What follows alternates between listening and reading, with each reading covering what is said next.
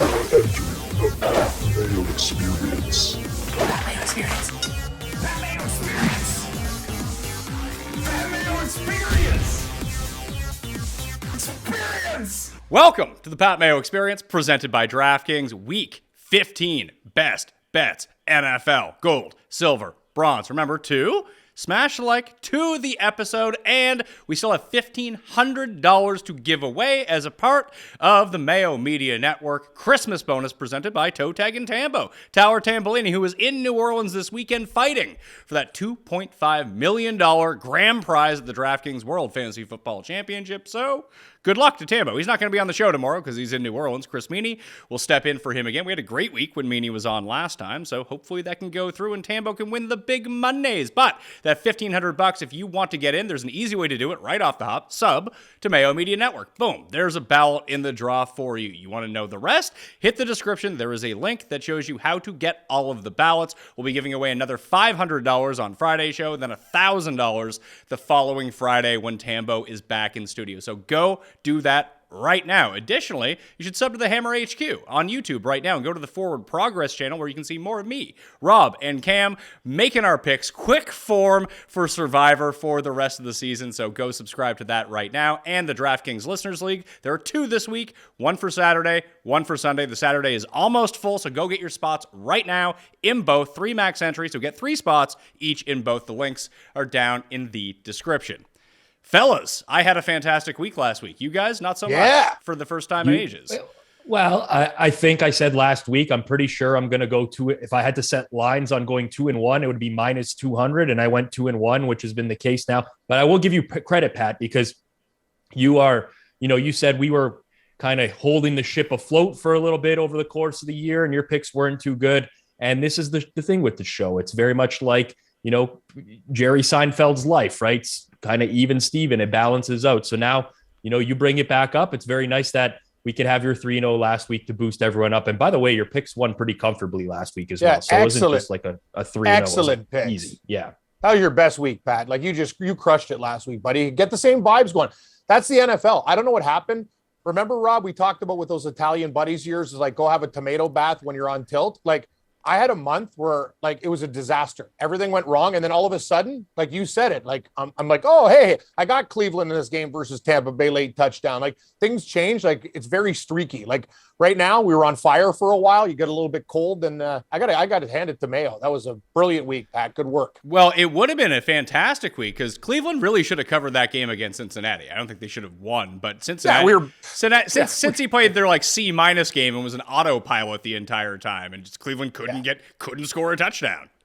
You mean Cleveland bringing Jacoby Brissett in on 4th and 1 to throw a bomb is not a good idea. Or how about roughing the punter on 4th and 16? How about that for the Cleveland Browns as well? I mean, this stuff is beyond our control sometimes, but yeah, I mean, if you just look at the pure box score metrics of the game, it was way closer than the final score indicated. So who do I hate more, Rob? Cleveland or Houston? Oh yeah, and by the way, Houston. Oh, yeah, Houston. Their team totals like, what is it, like 6.5, and they almost beat Dallas outright. Like, this is the thing. The minute you get off something, right, it's like, oh, we got to take a 14-point dog in that game, right? Like, honest to God, I hate both of those teams so much. If the Cleveland Browns and Houston Texans didn't exist, I'd have my mortgage paid off, Pat. Like, I hate those teams. They screw you every single week, no matter which side you bet on. Every time. Yep. Hate them.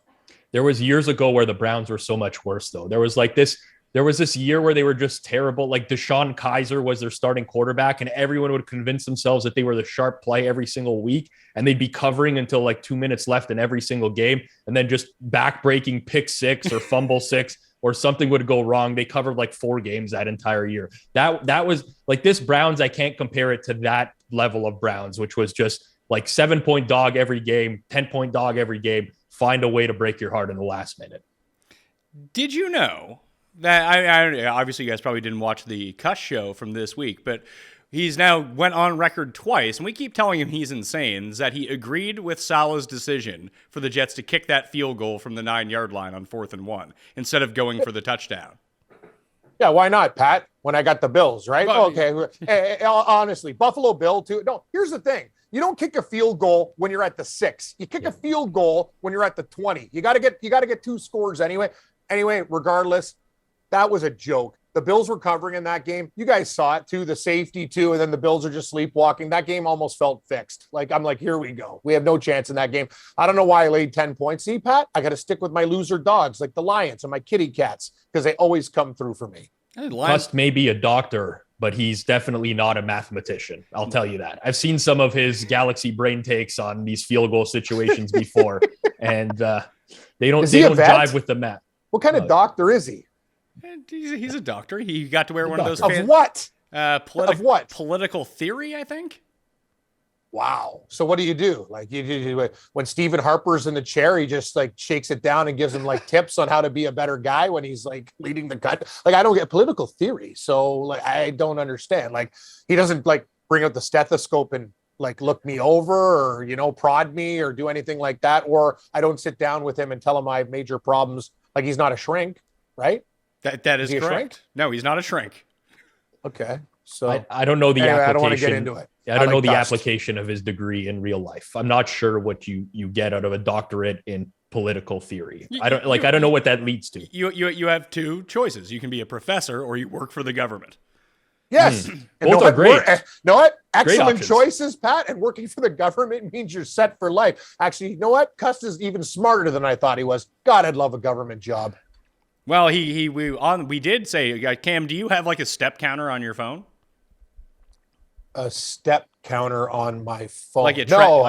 Rob, you know what I'm talking about, right? Yeah. I know. Actually, I do know. Like, I sound stupid. I know what you're talking about. No, I don't have a step counter on my phone. When I exercise, Pat, I literally do one thing. Like, you know, I'm sitting watching a game in my underwear. I put on pants. I put on a shirt. I put on a coat, and I go around a track. And when I do it 4 times, I go, you know what? And it's over 30, 40 minutes. I go, that's my exercise for the day. I don't need a damn watch to tell me what I'm doing in my life. Like, you know, I wouldn't mind one for the heart monitor. Cause like, you know what I mean? If I'm going to have a heart attack or something like that, that would be a nice treat. But no, I don't have a step counter. He was at 141 steps when we recorded on Tuesday, Rob. What time? You guys record Tuesday nights? Tuesday at 4:30 p.m. It's almost impossible. That what is it? I don't even know how that's humanly possible. Like, just getting up from your bed to like go make a coffee in the morning is probably 50? I don't know the layout of Cust's place. I don't know, but I imagine that's at least 50. Then you go to your, like, I don't even know how that. I'm trying to fathom, like, does this guy not urinate during the day as well? Like, I just piss the trip about to the 30 times in the night. That'll give me a smooth 500 steps easy. And the way I struggle with my sleep machine, like a snake, like, you know what I mean? I get up, I move. Yeah, you're right, Rob. Like, you should have like thousands of steps by doing remedial things. Like just existing gives you steps. Yeah. What's this guy do, Pat? Is he Perry Como? Does he tape shows in his bed with his duvet on? Maybe that's what he just works on his laptop from his bed. Who knows? Sounds kind of nice. I could see Jeff at 141 steps at that time, because Jeff might hit the volcano in the morning, you know, do a vape, and he's just like stuck in his couch entire day. Good right? call. During a Chargers game, 8 steps. No. After watching anything Jeff has money on over the years, he probably takes 5,000 steps during any Chargers game, just pacing back and forth. Good call. I pace all the time too. It's actually kind of a weird, like, it's actually disturbing. Like, I do it all the time. Pace. But I just thought Jeff during a Charger game hit the volcano and hit the Crown Royal and then just like took a dirt nap and watched the game. Didn't move too much, but yeah, pacing. Yeah, that's what you do when you're stressed out, Pat. I do it all the time. Gold picks for week number 15. Feeling good about this week. So this means it's all going to blow up in my face. So we have 3 games on Saturday. We have the 11 game slate on Sunday, 1 on Monday, 1 on Thursday, obviously. So there's a lot to choose from. Full complement of games back for the first time since Thanksgiving week. And we weren't eligible to pick the Thanksgiving games on this show because we were doing a special Thanksgiving show. But I'm going to start with the Saturday game, the middle child game of the week. We were discussing the Cleveland Browns a little bit earlier. They are 3-point favorites at home against the Baltimore Ravens. I don't care who's playing quarterback for the Baltimore Ravens, although it's looking more and more like Huntley is actually going to return and play in this game. I love the Ravens. +3. With the way that Deshaun Watson has played so far, this game finishes 15-10 for the Ravens. The Ravens win this by a field goal. They win it by 5. I don't know how the Browns are going to move the ball on the Ravens defense, which has been out of this world good over the past, basically since they got Roquan Smith. I endorse your pick. I hate Cleveland. Like, I know what it is. I don't even care. You're right. You know what the third quarterback is, Rob? I'm thinking it's Anthony Brown from the University of Oregon. Is that not correct? It used to be Trace McSorley from Penn State. I think Brown's the third string. Anthony Brown came in last week, but I believe they also signed Brett Hundley off the practice squad now. Anthony Brown sucked last week. He's horrible. I got to be honest with you. I don't think he'd do well in the CFL. That guy sucks. He can't throw. Yeah. His accuracy blows. So you're telling me they have Huntley and Huntley? They have two Huntleys? Yeah. Huntley and Hundley. Yes, I'm pretty sure. Hundley. Okay. Brett Hundley. Hundley. Okay. Yeah, I mean, so you have a total of 37 in this game, very low. So inherently, the points are more valuable with the underdog, right? Because if you're betting Cleveland, you now need them to win by margin, by more than a field goal in a game with a very low total. So can completely understand why someone likes Baltimore in the game, especially with Tyler Huntley trending upwards. It's been a horrible start for Deshaun Watson. If you look at EPA per drive, Watson's first two starts have been two of the 6 worst offensive performances of the Kevin Stefanski era in Cleveland. It's been really, really bad offensively for them. I do think that they will trend up over time. I don't know that this is the game where it's a short week. Trend up over time, Rob. The season's almost over. Well, I'm saying with each passing start, like it got as bad as it was last week, it got better than the Texans game the week before, right? And I think it will continuously get better for Deshaun Watson. The only challenge I have, Pat, by the way, I'm not disagreeing with the pick. I'm fine with the 3. I just sometimes like take a step back and I'm like, I know it's not the same Deshaun Watson. I get it, but it is Deshaun Watson laying a field goal against Tyler Huntley. That's my only I can't really get that out of my head because there's going to be a game where it clicks, I think, for the Browns. Huntley's all right, though. The thing is, like, when he was the backup to Lamar Jackson before, he was really, really good. He didn't play. He won one game. He covered a bunch of spreads for you, but that doesn't really mean he was really good. He can cover this one for me, too. Yeah, I just you know what, Rob? Yeah, you said it, Pat. When you cover spreads, you're damn good. I don't care. Just cover the damn number. And the thing is, you've seen the stiffs out in this league. You've seen these, Baker Mayfield. Guy makes 2 good throws, and they're like anointing him like the king now. Like this. He won Offensive Player of the Week. I know. For what? For what one throw? I know. This league, honest to God, these people who vote on that stuff should all be fired. Like, that's ridiculous. The guy sucked. He made two throws in the game, and you're calling him Offensive Player of the Week? Ugh.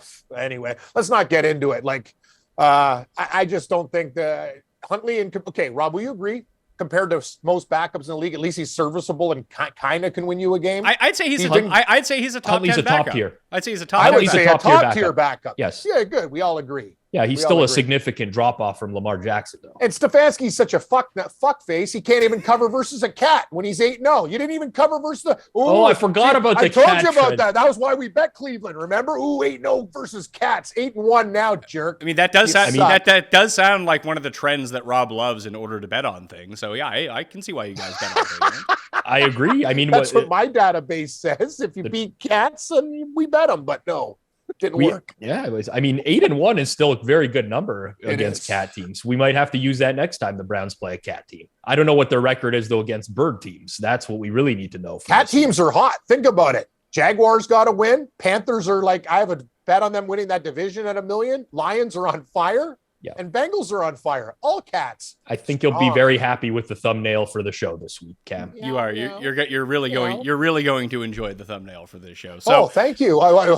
So you guys talk about this stuff before I even get here. No, I roll out of bed. I tweeted out the thumbnail. You just didn't see it. I'm guessing Rob did.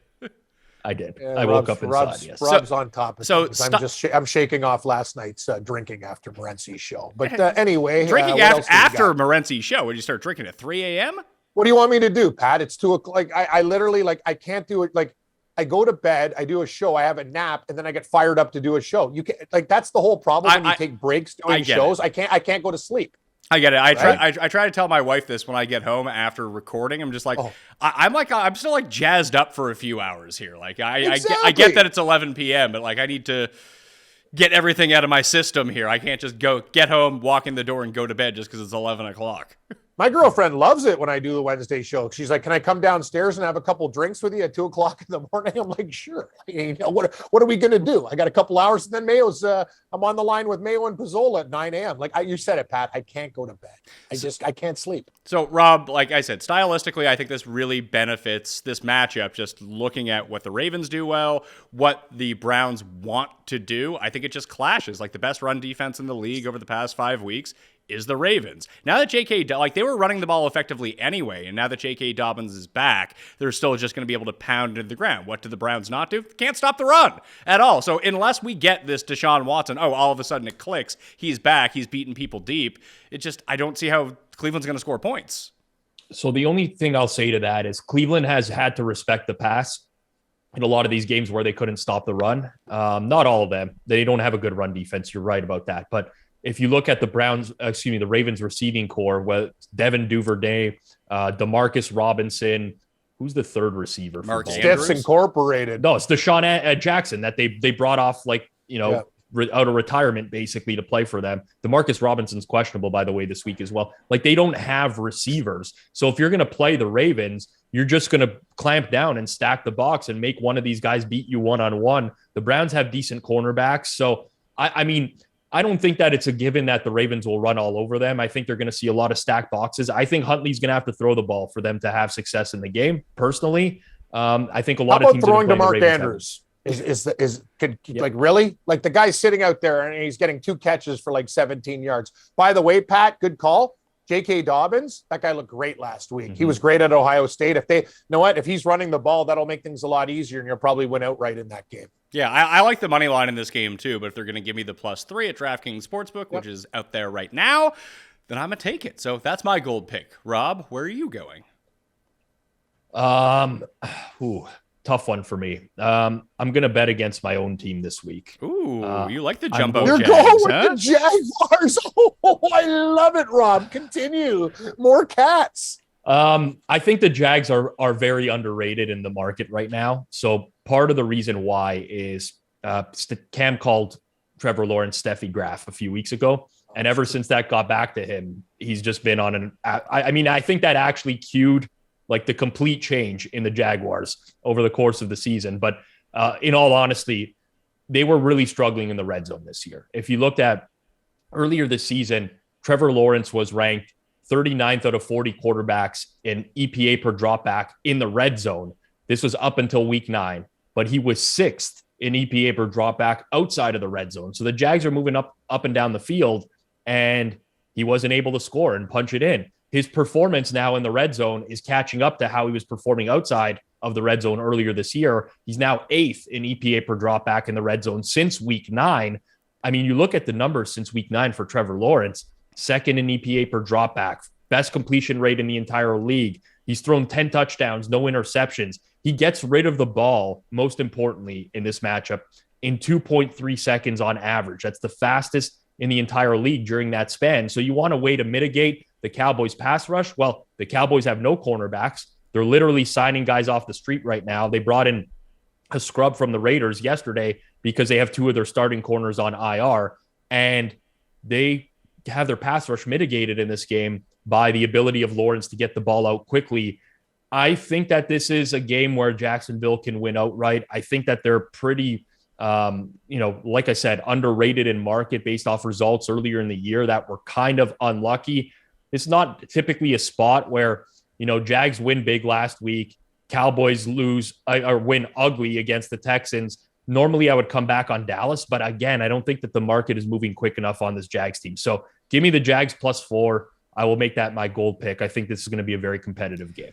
After watching the Jags last week and just how they were using so much motion, using these shorter passes to Evan Ingram, they hate throwing to the running back, which is not great for Travis Etienne owners in fantasy. However, it struck me as this is the team Mike McDaniel should be coaching. With the quarter, are we going to compare Tua to Trevor Lawrence now as well?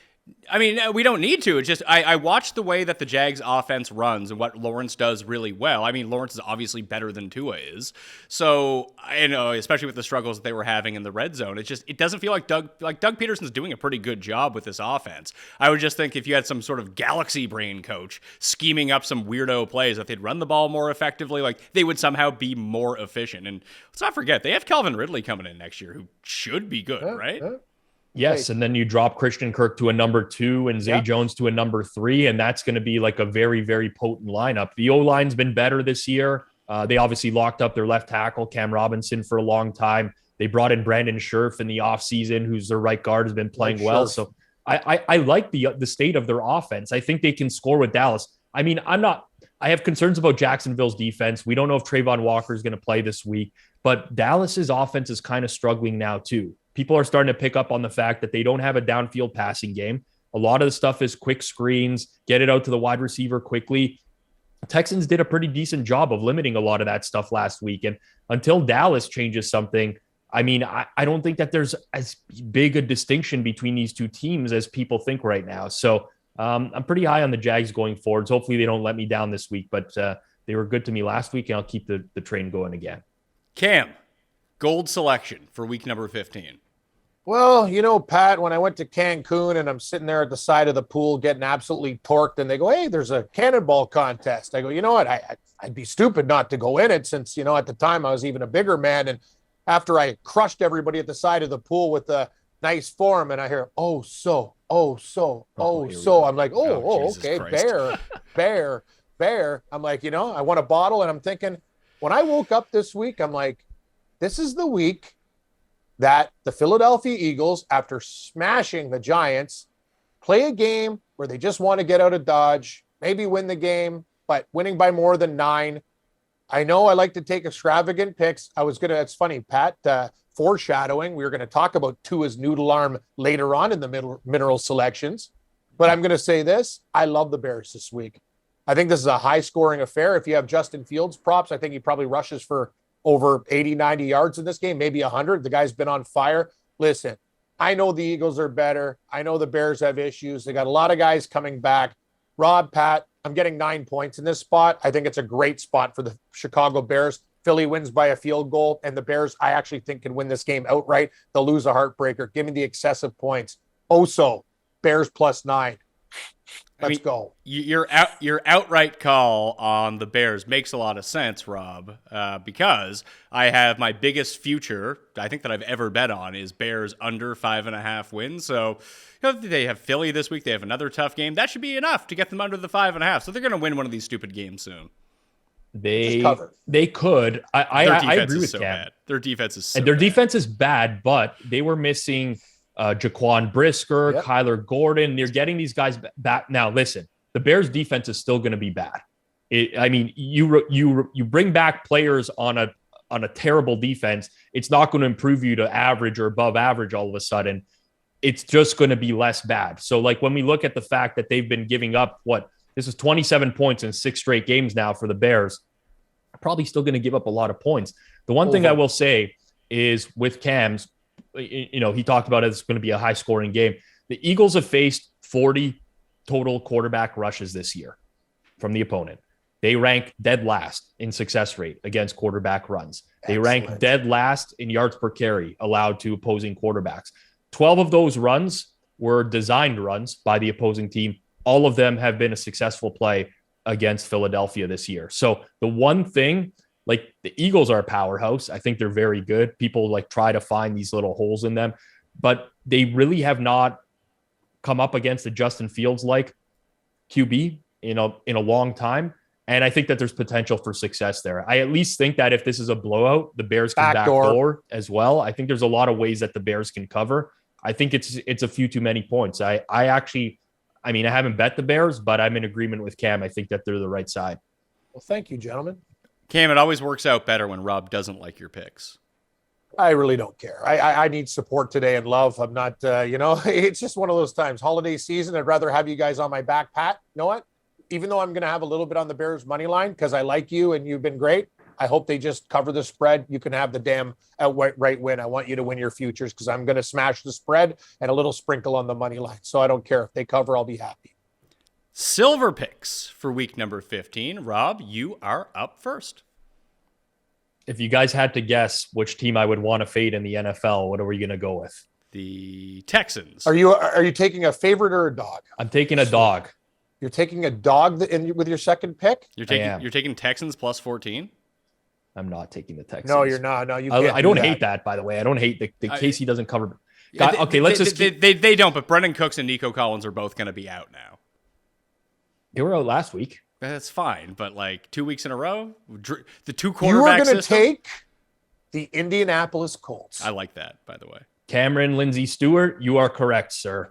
We're going to the Colts. Yeah, you see, people can say, I mean, yeah, I might drink at 3:00 in the morning and stuff, but hey, doesn't matter. I still got it. We still got it, Rob. I know the way your mind thinks, brother, and everybody and their mothers on Minnesota.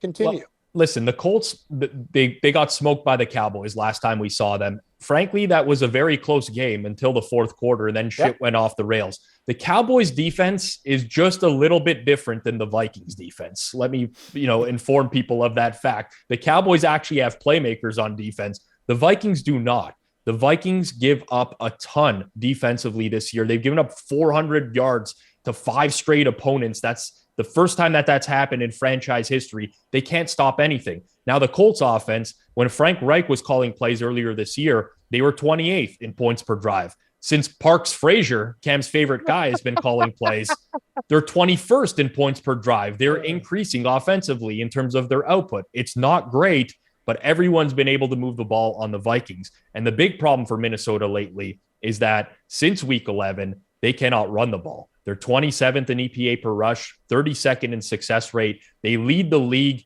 with the amount of runs that are not advancing past the line of scrimmage during that span. The Colts have a good defense. They're arguably the best unit on the entire field in the game is the Colts defense this week. And a lot of this is because of, frankly, TJ Hawkinson cannot block. And they've brought him in and they run him out of 11 personnel and he cannot block anyone. That's why Detroit got rid of him, Rob. That guy they have right, he might not be Hawkinson with the skill set, but he actually does all the little things. And if you've watched the Lions play recently, look what they've done. All these little things, great blocking. Goff looks a lot better. That's the thing. Sometimes you need a tight end to be a blocker, not just a guy who catches damn balls, and Wright's pretty good. All these talking heads are obsessed with their fantasy pools all the time. And if how could you trade Hawkinson? He catches 6 balls a game and whatever. Guy can't be in on running plays. He can't block anybody. Picks up a bunch of penalties. It's really funny because coming out into the draft, Hawkinson's the reason he ended up going so highly was the fact that in college he was an immaculate blocker. Like they thought that he was going to be sort of like baby Gronk. Things change. You get to the pro level and it's all different. All those guys from Iowa, George Kittle went to Iowa, Hawkinson went to Iowa. That's their bread and butter. They're a boring team with just basically they'll pound you into oblivion, beat you down. It's like a bully in a schoolyard. And then Hawkinson, you're right. Hawkinson in college could block, but I don't know what's happened now. And Detroit made the right move getting rid of this guy, right? And then I agree with everything Rob said. I think the other thing too is I don't know anybody and their mother who's not going to be taking Minnesota this week in a bounce back type of game after they got throttled by the Lions. I think the Colts are live as well, Rob. I think your picks are fantastic, by the way. Minnesota to me is not good. I've watched so much Minnesota that they're going to play they can score. They're just not, know what they are? They're not consistent. They'll have a big play to Jefferson and stuff. Then you watch another drive and go, wow, that was awful. A couple negative runs. And they just know what they have, Rob? They got no flow. They'll have a good drive, bad. They can't put it together, it seems like, for a long period of time. It's an issue. Minnesota fans are going to come at you, Rob. You watch out. No, I hope no. They're very sensitive. No, they're angry. Oh, they're very sensitive about their team. But it's not Minnesota fans. So here's the thing. I completely get it. Every year there's a team in the NFL that gets categorized as that luck box team. And if you're a fan of that team, you're going to take that to heart, right? Last year was the Raiders. Everyone's like, the Raiders are such a lucky team and whatever. And their fan base takes that, they're offended by that. And the year before, it's going to be someone else. There's always going to be a team that outperforms their metrics. That's just variance. That's life, randomness. This year, it's the Vikings. The Vikings are a slightly above average team. They closed as a 2.5-point underdog on the road to the Lions last week. The market told you last week that the Lions are better than the Vikings on a neutral field, and they covered and won that game by 11 points. Like, that is what the Vikings are. I'm sorry, people. That's what the Vikings are. Well, Pat brings up a good point. If you're dating a woman who likes the Vikings and you bet on the Lions and start ripping that team, you might find a knife in your back, like in the middle of the night. It's true. Viking fan goes wild. Like, I'm a Seahawk fan. When people say the Seahawks suck, I go, yeah. They have a lot of rookies out there. They're wearing down. Like, I'm very realistic about the Seahawks. You know, they've overachieved this year, but they're not a good football team. But the Vikings, they have a lot of flaws. Let's call it for what it is. Here's the issue. I'll probably end up betting on Indianapolis +4 as well, because I need some action on these like solo games on a Saturday, Rob. And I do like Indianapolis in this game, but you always have to worry. It kind of swings both ways with the Colts, where they've covered these games against good teams. You're like, how the hell did that happen? But what we saw against Dallas, and I know that the Minnesota defense isn't like the Cowboys defense, but don't put it past Matt Ryan to throw you out of this cover with 5 minutes left. That's the problem. Completely get it. I know what I'm getting into betting on Matt Ryan and the Colts offense. Sometimes you just got to do it in the NFL because you just don't feel the number is right. Could the Vikings win this game 35-3? Yes. Absolutely. It would not surprise me if we're talking about this next week and I'm like, what an idiot I am for betting on Matt Ryan. But I don't make this game anywhere close to 4. I make the Vikings roughly between 3 and 3.5 point favorites. I think that there's pretty significant value in betting the Colts on the road in this spot here. The Colts aren't like even done yet. They've been playing, you know, there's teams that mail it in towards the end of the year. They're not mailing it in type of situation, right? Like the effort has been there. It's very narrative based, but like you do tend to see a drop off in some teams' performances as you get to like week 14, week 15, teams that are completely out of it. And you don't get that from the Colts. Plus it's like a standalone game as well. So it's a big one for them. Cam, silver selection, sir. It's one of those things, Pat, I tell you, my girlfriend went out on the town, didn't tell me. She didn't cheat, but also didn't tell me she was going to the bar and meeting other patrons and things. And, at the end, I was kind of like, all you had to do was call me. I'm fine. You got to live your life. That's the type of guy I am. I'm not a possessive person. That Bills team, I don't know why I keep on coming back to these guys. I don't know what's happening. But I'll tell you one thing that I know. Tua's got a noodle arm. If there's any type of conditions in Buffalo, good luck. Rob, your doppelganger there, McDaniel, he's in orbit. These guys are basically putting heaters on the field and at SoFi in 55-degree weather. I keep my home at a smooth 59 comfortably when I go to sleep. Like, are you insane? Anyway, 59. Here's the thing. You smooth 59 when you go to sleep. Yeah, it's 14 degrees. Oh my God, what's wrong with you? That's freezing. And then I wake up and I put it to 65. That's my regular temperature that I do shows in. Right now it's at 18 is 65. Yeah. So I have the Fahrenheit and Celsius meter. Anyway, my girlfriend even doesn't mind. She likes a cool home too. It keeps you healthy. Anyway, I'm not going to get into it. You buy less air filters. Give me Buffalo -7 in this spot. I don't believe in the Miami Dolphins in this. Buffalo's got to cover a number once in a while. That game against the Jets was BS. And you know what? Sauce Gardner this guy's amazing. You saw what he did to Diggs. This is different. Miami doesn't have any of those guys to do the things to the Bills. Allen is going to run wild. I don't care. You know what? And if it snows, I don't even care, because you know what? I hope there's wind. I hope there's elements. I hope there's sleet, because Tua can't throw it through a pane of glass. Give me Buffalo -7 in this game. Bills by 16. So here, Rob, I'm going to run. Am I right? Listen, you like it? I agree with everything that you say, but I think that Miami is the right side of this game. Really? Yeah, I do. As do I. Oh, that's unfortunate. When they lose like 43-0, that statement is going to look ridiculous. But I agree with everything that you said, Cam, and it's almost like you said about everyone being on the Vikings. I don't think that anyone thinks any other way about the Bills-Dolphins game this week, yet the line is only 7.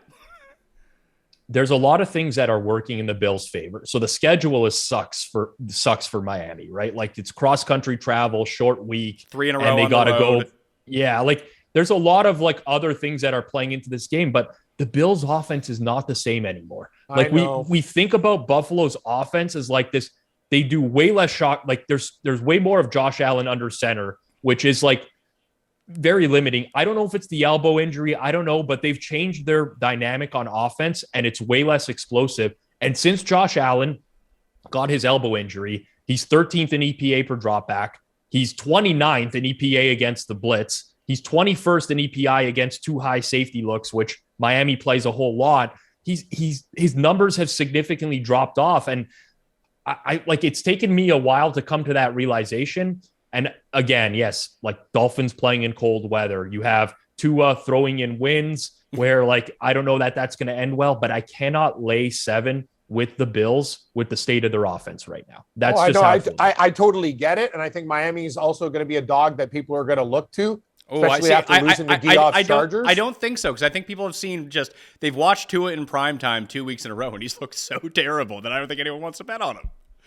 The thing is, he will look terrible again. It's just up to Buffalo. The whole crux of my argument is Buffalo's offense has got to get it together. If Allen and these guys have chemistry, they're going to run Miami out of Orchard Park. That's the thing. The Miami Dolphins, you talk about a flawed football team, and Tyreek Hill can't do the things. Look how they scored against the Chargers on a muff fumble, crazy play that went to him. And so the Dolphins are not playing good football. I get it. The Bills are over-exaggerated favorites that don't cover number. Now it's a touchdown at home. Finally, they're going to actually do some things and blow somebody out. And it's also a revenge spot for Buffalo. Take that for whatever the hell you want to take it for. I just think if there's any elements, the Dolphins are toast in this game. Because you know what? Bills will have short fields, even 3-3-3. They can cover the number with field goals, win by 9. I think they cover. See, I can see that happening. However, I think if the elements get ratcheted up in this game, we know it's not going to be freezing. It's basically going to be the same temperature that you sleep at, apparently. It's going to be like 4 degrees Celsius. I should be there. Yeah, you should be playing quarterback for the Dolphins. But no Jeff Wilson in this game. Armstead is like the Black Knight from Monty Python at this point. He has a pec injury. He has a shoulder injury. And I mean, that's when their season turned. When Armstead had missed a bunch of time. When he came back, they got on a roll because it gave Tua time to pass. And obviously he needs time. And now defenses are starting to adjust to what Tua does very poorly. So they're just going to blitz the hell out of him the entire time. I can just see them running Mostert, if he can stay healthy, into the ground 25 times. They score 10 to 13 points. Ask Tua not to turn the ball over. They get 10 to 13 points. I think they cover. Interesting.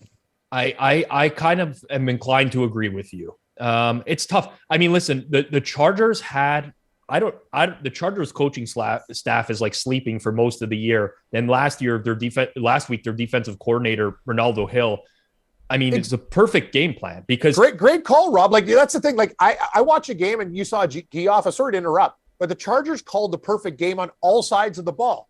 Like, and I'll forgive Staley. Like everything they did, every play they ran was perfect. And the thing is, Miami's becoming a predictable team. That's the thing. The Bills, you don't think McDermott and these guys, they haven't been great lately. They can adjust and do those things too. And when Miami gets pigeonholed, they're not the same damn team. That's why I'm taking Buffalo. I know it's a big spread, guys, but Rob, you bring up good points. Like the Chargers called a great game, and they actually embarrassed Miami last week. So this is kind of my point, is that we've had 2 games in a row now, the Chargers and 49ers, where those defenses have played Miami the exact same way, which was take away everything to the middle of the field. If you watch a game tape from those teams, they know that Jalen Waddle, Tyreek Hill, they're going to cut towards the middle of the field. Tua does not make those outside throws a whole lot, and it worked. So now, I mean, I have faith in the Miami coaching staff.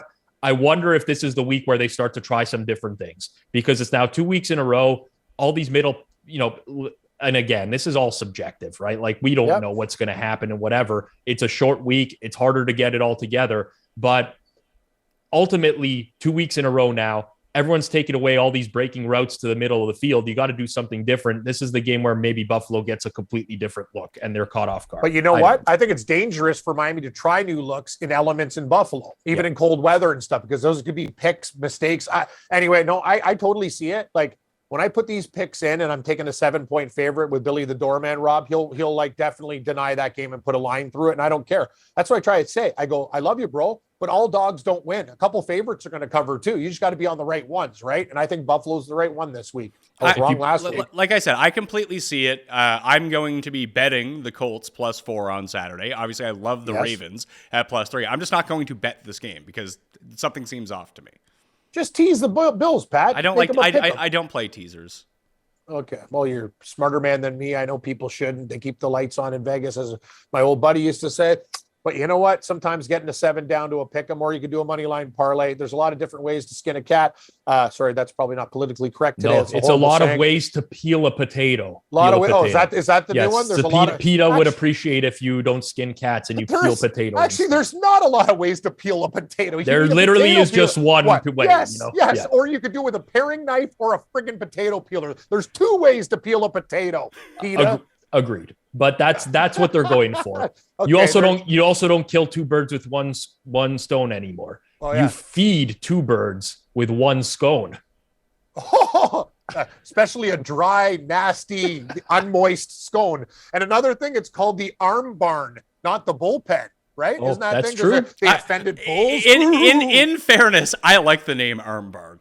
I do too, Pat. There's one thing on the show we talked about. I'm down with arm barn. I think it sounds fantastic. I'm with you. Arm barn rules. I feel like we have gone a little bit too far as a society with the really, Rob? No. Oh, what an observation. Rob has just come to this conclusion this morning. I listen. I'm very sensitive to people like.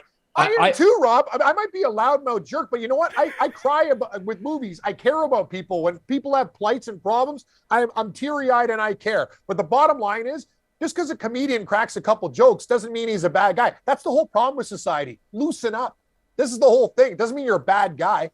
Can't do comedy anymore because you offended somebody. Blah, blah, blah. You know what? Shut up. Everybody's got to deal with it. And I'll tell you something, tough love sometimes for your kids is the way to go. I'm not saying be a jerk to your kids, but you know what? When they lose at something, you learn a lesson. Like, you know, Rob, when we play these games, you know what? Not every kid gets a participation ribbon. Sometimes winning a trophy is a good thing. Okay. Agreed. Are you competitive nature? Are you saying that sportsbook shouldn't refund Kyler Murray rushing props then? Oh. No, I actually enjoyed when they did. Thank you. But here's the thing. As a bettor, do bettors realize they can bet unders on rushing props too, right? Good call, Rob. Like it's but here's the thing. The betting, they did the right thing. I don't understand this. And Rob is a very smart guy. You could throw this in your database. Why are you refunding morons who picked Mitch Trubisky as an MVP going in good faith? That's just a stupid. Okay, no, it's just hold on, Cam. If people were stupid enough to bet Mitch Trubisky as MVP, you don't think they're going to lose that money back somewhere else? Exactly. Well played. Played. And now the sports book has done you a solid. So you're just going to keep betting there. Yeah, you're right. You're like, wow, I'm going to take Geno Smith as MVP and maybe they'll give it to me back again. No, you're right. I didn't look at it that way. I'm just like, if you're that much of a tool to actually make that pick, but the Kyler Murray stuff, hey, everyone's betting now. They have tons of money. Sure, refund my money. It's the way it works. Here's the problem I have. From the sportsbook end, I understand it, right? Yeah. Like if a sportsbook says, this is going to leave a bad taste in our players' mouths, let's refund this bet. That way they keep betting with us. It's a good marketing tactic. It is. I completely understand all that. I cannot stand the bettors that as soon as somebody gets injured, they're immediately tweeting like, hey, can I get a refund on? Like, where do you draw the line? Because now what's stopping somebody from saying, hey, can I get a refund on the Arizona Cardinals on the spread? You said it, Rob. Like you could say a lot of things about me. I've never done that. I had a huge play on Kenneth Walker. He was down like so early in that game. I go, you know what? That's life. I've been gambling for a long time. Hell, I used to gamble when we called in a line, when we met the guy at Burger King with envelopes in his Fiero. You know, meet me on Lakeshore as I'm hiding in the bush because the guy's got a prosthetic leg and a gun.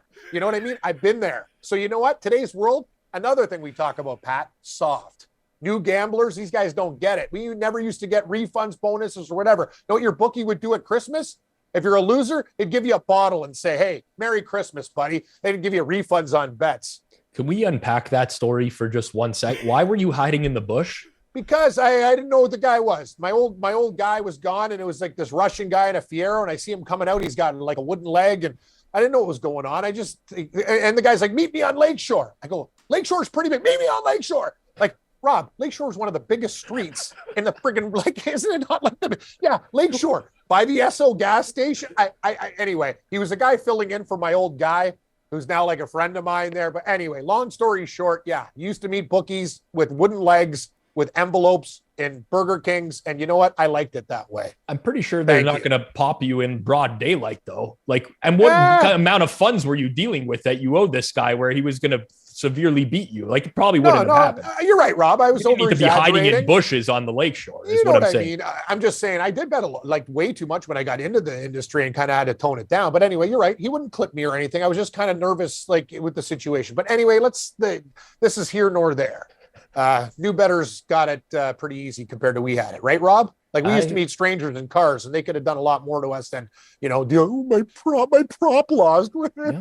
I mean, I still meet some strangers in cars, and sometimes it's uncomfortable. You never know. You gotta, you keep your phone on. You let people know where you're going. That's just the standard. You see the new guy. Guys are stealing taxis, and then you hear that one, Rob. That's a nice little scam. Here's my information. Thanks. I'm feeling uncomfortable. Can you please let me out? I didn't realize that Rob was running that Dirk Diggler scam from the end of Boogie Nights.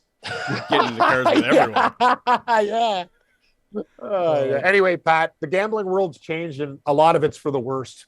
Call it out for what it is. There is a reason that in his regular life that we do call Rob plus 13 Rob. So that's the way that we're going to go with that. Anyway, my silver pick. Well played. No, actually, wow, we're still on silver? Man, Yeah. we're slow today. Yeah, Okay, I'll give you my easy one here. This is one of the best teams in the league currently versus one of the worst teams in the league currently. This is no different than last week when I just pushed on San Francisco minus 3.5. I will push on the Bengals minus 3.5 at Tampa Bay. Like, what's going on here? Yeah. So this is the game you're talking about where you just like don't understand the line. Yeah. Basically at the beginning. I mean, it's hard for me to argue with you. I mean, the Bengals are the best team ATS in the league. The Bucs are the worst. Tampa blows. It's become like more and more painful to watch Tampa Bay's offense they haven't scored more than 22 points in any of their last 9 games. Brady's fallen off a cliff. Can't throw downfield anymore. The Bucs can't run the ball. Like I'm with you, Pat. I like the line is where it is because of possible injuries, I guess, to the Bengals receiving core as well with T. Higgins, Tyler Boyd, Trey Hendrickson on defense. There's no way in good faith I could tell someone to go bet Tampa Bay in this game. Like, not saying that they can't cover. It's the NFL. We see crazy shit happen all the time. I'm with you. I think that the most likely outcome in this game is the Bengals win by more than a touchdown. Yep. That's it. Bronze picks. I'll start with this one for the first time because I have it written down. Usually I need to run through all the games. I'm feeling it this week. So, Cam, unfortunately, I have to go against one of your precious cat teams here. However, I will be taking the Can I guess? Yeah, Can I guess what cat you're abusing? Is it my Panther? It is not your Panthers because I'm going against a cat team with my bronze pick as well. I am taking the New York Jets you guys both -1. like the Jets. We You both like the Jets. Ah. Yes, Pat. Yes. Wow. Actually, it's funny. Me and Morency had Paul Bovey on. Pizzola, you know him, professional gambler, horse picker, and stuff like that. Like one of his and this guy smashes games. He loves the Jets this week. I think it's his favorite, first or second favorite play this week. Hey, the Lions are good, but like at some point you sell high on a team, and this is the point. Like it's like basically you pick them Jets -1 right now. I don't agree with that. I mean, I think these teams are at least evens. If not, the Jets might be slightly better. Like the Lions are looking good, and I don't like to rip on fan bases or whatever. And I think there's like these polarizing opinions on Jared Goff. It's like he either sucks or he's good, and like he's just in between. Jared Goff is fine. Exactly. This is my point, right? Like he's just fine. And you look at all these teams in this like cover streak that they're on right now. All these defenses that they've played, the Bills are the only above average defense that they've played. Every single other defense in that span is a terrible defense. And now they actually get a very good defense. That's the thing. That's all it comes down for me. Like we can talk about the splits between Goff indoors versus Goff outdoors. Just talk about the splits that every time Jared Goff has played a top 5 defense, top 10 defense this year. He's been so shitty. It's unbelievable. 2 times. Cowboys and Patriots. Yeah, they scored a total of 6 points in between those 2 games? Exactly. I'll just play devil's advocate. They had a lot of guys out in those games, and they're playing better now. Fair enough. But also one other thing I will say I have not seen this talked about this week at all, but Robert Saleh has a lot of familiarity with Jared Goff from his time with San Francisco. Good call. And you look at when Goff started with the Rams, he actually torched Saleh's defenses. And then towards the end of his career with the Rams, the 49ers, when they had good personnel, they smoked Jared Goff. Like, he had some of the worst games you will ever see a quarterback have when he faced Robert Saleh's defenses at the end of his tenure with the Rams as well. So I think that there's kind of like a hidden edge there. You could get into all the splits like Pat said about, indoor versus outdoor, cold weather, whatever. And they are definitely worse for Goff, but ultimately it just comes down to the people are buying into the Lions now, right? Like, people think they are the fourth best team in the NFC at this moment, behind Dallas, Philly, San Fran. And they might be, but this is probably like as high as their stock is going to be for the entire season. And if this game was played a week ago, I think the Jets are probably a 3-point favorite. And I'm not downgrading the Jets a whole lot. I mean, honestly, like, they didn't look great offensively against the Bills, but at Buffalo, I still think Mike White's better than Zach Wilson. I know he's dealing with the rib injury. I'm with you, Pat. I just think this is a good bounce back spot here. So are they your bronze selection as well? They are. I'm keeping them as my bronze. All right, Cam, it's just up to you. And I will not to fill out the won't card. take the Lions. I'm not taking the Lions. And they've been great to me. That team is like, I'd like to thank every single person in the Lions organization for helping me financially be able to get better groceries at the grocery store and buy my girlfriend better Christmas gifts. And now you can turn up your air too and get more air filter. You can She pay likes for it the cold. air filter. She likes it cold. She likes it like frozen tundra. Like, it's like you guys are sleeping in Lambeau Field, basically, with the temperatures. It's nice when you have big mugs of vodka in a sweatshirt. No, I get that, but you can just put that in in the fridge or the freezer, right? Like, you don't have to just put that in your trust me. apartment or your condo. Another thing, if you want to bet, ice cubes minus 16 and a half. Ice cube trays, take the over. I got them everywhere. But the thing is, you told us that you got rid of ice cream. You're picking bowls of ice. You're right. But I have them still. I'm not going to say I don't fill them up. I have a freezer downstairs or whatever, but in my big freezer upstairs, when I know my buddy Forbes or my girlfriend, big people are coming over, that's when I do the Super Bowl, crack, crack, crack, crack, crack, crack. But I always have a backup plan there, and they just stay there in the trays. I prefer the bowl and the pickaxe rather than the trays, but I've invested in, I got a million trays of ice too. And know what you do? You just crack out the cubes and put them in a Ziploc, and then you got 4 or 5 Ziplocs in your bottom freezer. But what are you saving all this ice for? Like, the pandemic comes, people are stocking up on canned goods and toilet paper, and you're stocking up on ice. You know what, Rob? What are you going to do with all this ice? You don't understand. When I drink a vodka and stuff, I like ice full. I don't like 1 cube. I want ice. I don't know why this is my thing. I just like a goblet filled with ice. Even a nice red wine. I found a Malbec the other day with low sugar. Nice little chunk of ice in there. Ice in the wine. Just chill it before. You're going to water down the wine. You don't understand, man. It's a $9 bottle. It doesn't matter. It doesn't matter. A $20 bottle. If I get something above Wolf Blast. You called it a nice Malbec. That's what you're. A nice I couldn't Malbec. believe it, Rob. It's actually a great wine. It was weird. It was from Argentina too. And I'm like, wow, Argentina went to the finals of the World Cup. It's like a sign. I'm seeing all sorts of Argentinian things lately. Screw it. You guys want my bronze pick, and I'm going to give it to you. And it's going to be stupider than stupider and opposite to what I usually do. I like the commies, Commanders, condoms. I think they actually beat the living shit out of the Giants this week. Divisional game, 4.5. Could have made it at 4 and still got some Giants money. Guys, I know I'm nuts. This is the favorite. The Giants are going to be a public dog because they played in the tie last time. I'm on Washington. Heineke's going to make some mistakes, but their defense, they got Chase Young back and other guys. The Giants are fading like a cheap suit.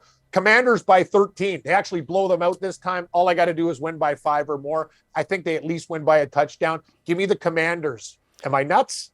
No, listen, I buy into that logic because I do like the Giants this week plus the 4.5 for every reason that you just said. And I do think that it's going to be a close game. I could most definitely see it swinging the other way, though, and Washington just kind of puts them into a body bag. And this is kind of like the last we hear from the Giants this year. The Chase Young thing's interesting, though, because hasn't he been supposed to play for the past month and he hasn't played yet?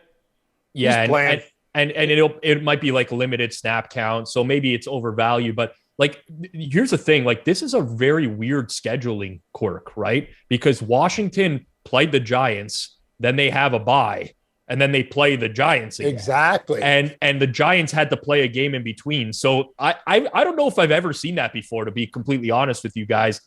For me, I'm just monitoring the status of Leonard Williams on the Giants defense. If he is there, I think the Giants can cover. If he's out, I think they're going to get smoked because their run defense without him on the field is horrible. we bet the Giants. I believe I bet the Giants on this show when they covered against Washington a couple weeks ago. And honestly, I watched that game in full. This is a lucky win, man. Like the Giants are much worse than Washington. You're They're right, much Rob. worse. Like that's the thing. Like, and now the Commanders are at home. I know, like people are going to go divisional game. Why are the Commanders 4.5? I think you could have got Giant action at 3.5 or 4. But the thing is, people don't understand. And I watched that game too. The Commanders were way better, Rob. Like they might win this game by double digits. And I know it's like, wow, you got to take the dog here. Division tough, but I disagree. Heineke will do enough. Washington's D's better. The Giants are fading. I think the Commanders beat these guys by double digits. Got to take it. That's my bronze pick. So those are the metallic selections for the week, the elemental selections. I did want to run one more game by you. Actually, there's two. Because can I guess? Yeah, go ahead. Atlanta, New Orleans is an intriguing game. That's one. Of course, I like Atlanta there because the Saints have to win by 5. No, thank you.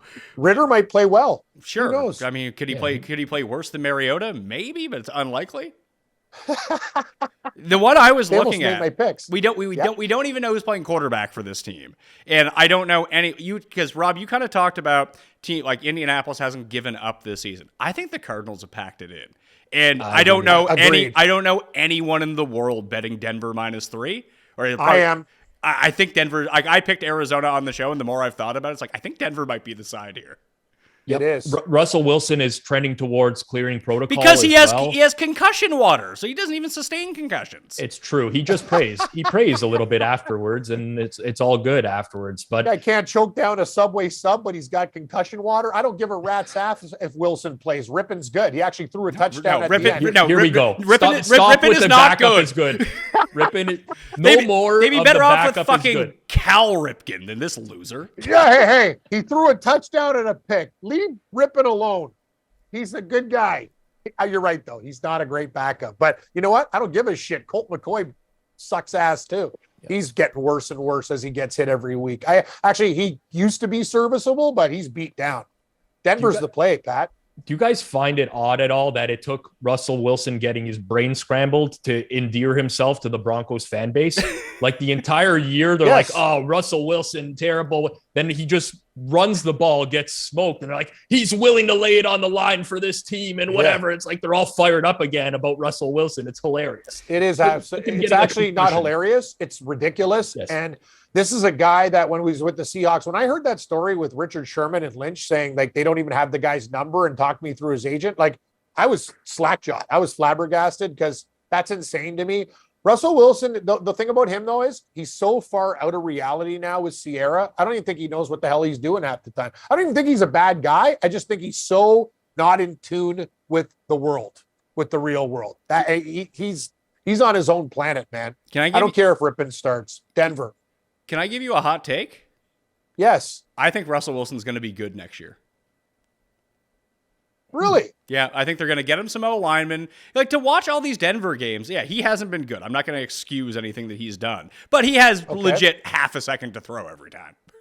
Yeah, I think in the offseason, too, someone's just going to go up to him and be like, Russ, like, you need to run the ball again. Like, you need to be able to use your legs because the first half of this year, the guy's like transformed himself into this pocket quarterback. And like, he's afraid, Rob, because he's older now and he's taking licks. He's not the same. Like, remember, he used to take off all the time. But he has all the concussion water. He's fine.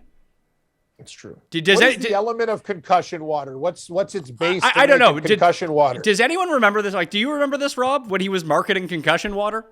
I do remember that. Yes. What's the element? Like, what makes it concussion water? Hey, that is. Well, I mean, that is guarded hydrogen and ox. It's H2O is what it is, and then it's just with a marketing angle on top of it. That's the element. Like smart water. Yeah, it's stuff. Like fucking it's a fuck off. Like honest to God, throws a couple ice cubes in there. A few ice cubes. No. Throw 10 ice cubes in there. That's smart water. You get it? Ice cold drinks. I don't care if it's red wine, white wine, whatever. You put ice in red wine? I could see it in white wine. No, guys. When it's a little bit sweet, like those Malbecs that you have with a nice big friggin' ribeye, a little bit of ice will just take the edge off. Rob, I don't do it all the time. I'm just saying. What you do, Cam. You take the bottle. Yeah. And you refrigerate it before you drink it. And then you don't need to put a bunch of ice into it because then what happens is the ice melts. Rob, it I got turns your. so many things in the fridge. My side dishes, my sriracha, my garlic. I got. It sounds everything like in you there. need someone to clear out your fridge for you. Is I what actually it really did that sounds the like. other day, and it was a disgusting job. The things I found in the back. But anyway, In I fact, don't what you mind- can do, Cam, Yes. Boxing Day is coming up for us Canadians on the 26th. You can get rid of that entire fridge. You can buy a new one that's got the ice machine attached to it. And then all you can make as much ice as you want for as long as you want. And you don't Sounds have amazing. to store this all in the freezer. You just click the button, switch it from water to ice, and boom, you can go to town anytime you want. I got it. Okay. Just because I put an ice cube in my red wine doesn't mean I'm a stooge. Okay. It's a bad bottle. It's 10. Like, I get it, Rob. If I go and get like a $25, $30 bottle, I'm not screwing it up with ice. I'm saying it just cuts it a little bit. You know what I mean? You're like crisp, clean. So you're the guy Don't putting worry about it. so your version of like baby laxative and cocaine is ice and red wine? Either or. Sure, Pat, whatever you want to do. Like, you know, and another thing is another tip for everybody out there. It's kind of gross, but when you have a real loser beer, just a dash of salt will give it that foam back. You don't want to be drinking a salt shaker, but just it gives it that bang, the foam. Anyway, just a little trip if you don't have a sodium issue. That's a good tip. All right. Rob Pizzola, Cam Stewart. You can check out more of us on the Hammer HQ Forward Progress channel. You can subscribe down in the description right now and go check that out every single week. Reminder to play in both listeners leagues. Those links are both down in the description, as is the way to get in the $2,000 Christmas bonus giveaway from Mayo Media Network. Hit the link down there. Find all of the ways that you can go get ballots in that draw right now. Smash the like on the way out, sub to the channel. I'm Pat Mayo. We'll see you next time. That Mayo experience. Yeah, you've never just the quickly, schedule. Rob. You've never put a piece of ice. You never put ice cubes in any wine. I have not put an ice okay. cube in I wine. have put an ice cube in white wine before, but I haven't. Thank you, I Patrick. haven't had white wine in like 7 years. Okay, I'm just saying. Sometimes like not 2 or 3 like an idiot and make it watery. Just takes off the. Okay, let's go. Survivor. I'm gonna blow you guys away. I already got my pick, and it's nuts. Okay. And it's nuts. Megan says it's sacrilegious to be putting ice in there, by the way. Megan, you seem like a really nice girl too. You helped me with the sage and oregano. I'm telling you, I'm not saying big ones too. Just a little guy, just a little guy, just a little nugget. It's fine. All right. Thank you. I don't know if obviously you guys didn't watch the spread show, but Cuss was talking about parking and how he's so upset about parking in our city because people are parking in wrong places. He thinks that parking tickets should be like 8 times as much as they are right now to incentivize people to not illegally park. I just got a tweet that came across my timeline that said all municipal parking pay stations in Halifax are currently out of order, not accepting payment. Please do not pay them. Park wherever you want. Exactly. You said it. Like the guys, like even parking meters are fading him now. Wow. I like the guy though. Cuss is my guy. He's a doctor of something, but yeah, that's what it is.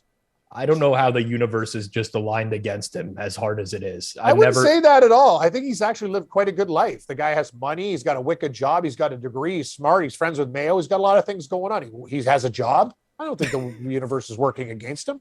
Well, I mean, he should have cashed in like way quicker than this. Like if you have the ability to have every one of your opinions be invalidated at some point or another, how are you not like owning a gold rocket car and a private island at this point? Like if you're that strong at being a mush, he should have cashed in a lot sooner than he has.